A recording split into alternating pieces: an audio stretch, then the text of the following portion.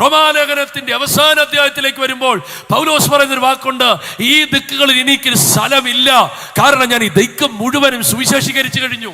യെരൂശലേമിനെ സാക്ഷീകരിച്ചു. മതി, നിന്റെ മിനിസ്ട്രി അടുത്ത ഭൂഖണ്ഡത്തിലേക്ക് ചലിച്ചോ? നീ മതി, അടുത്ത റൂട്ട് ഞാൻ വെട്ടുകയാ.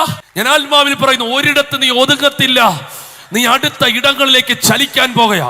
എവിടേക്കോ സ്റ്റക്കായിരിക്കുന്ന ചിലരെ ദൈവം ആ ബോണ്ടേജുകൾ പൊട്ടിച്ച് ചിലരെ ദൈവം തിരിക്കാൻ പോകുന്നു എന്നൊരു ദൂത് ഇവിടെ പറയുന്നു. നീ അത് ദൂത് ഏറ്റെടുത്തോ.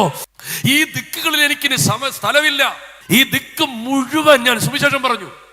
ഇവിടെയുള്ള ഓരോ വ്യക്തിയോട് ഞാൻ സുവിശേഷം പറഞ്ഞു. ഇവിടെയുള്ള ഓരോ പട്ടണത്തോട് സുവിശേഷം പറഞ്ഞു.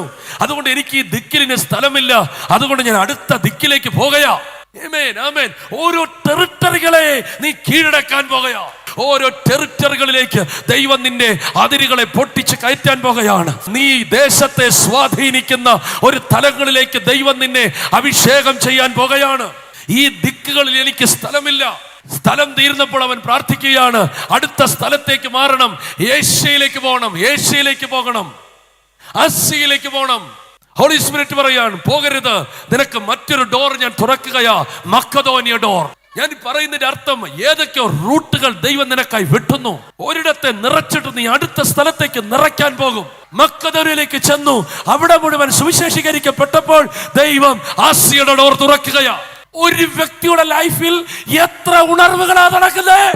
ഒരു ഉണർവിനെ ജനിപ്പിക്കാനല്ല, ഒത്തിരി ഉണർവുകളെ ജനിപ്പിക്കാൻ ദൈവം നിന്നെ അഭിഷേകം ചെയ്യും.